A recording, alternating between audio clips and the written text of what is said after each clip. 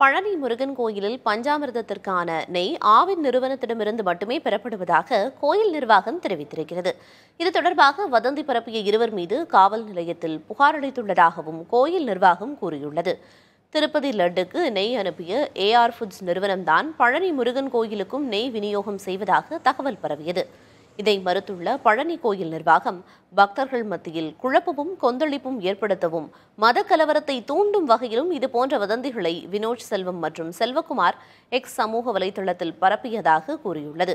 இருவர் மீதும் குற்றவியல் நடவடிக்கைகளை மேற்கொள்ள காவல் நிலையத்தில் புகார் தெரிவிக்கப்பட்டிருப்பதாகவும் பழனி கோயில் நிர்வாகம் கூறியிருக்கிறது.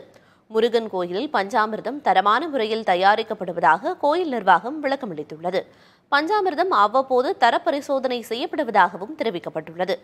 குற்றச்சாட்டுக்கு ஆளாகி இருக்கும் வினோத் செல்வம், செல்வகுமார் பாஜக நிர்வாகிகள் என்பது குறிப்பிடத்தக்கது.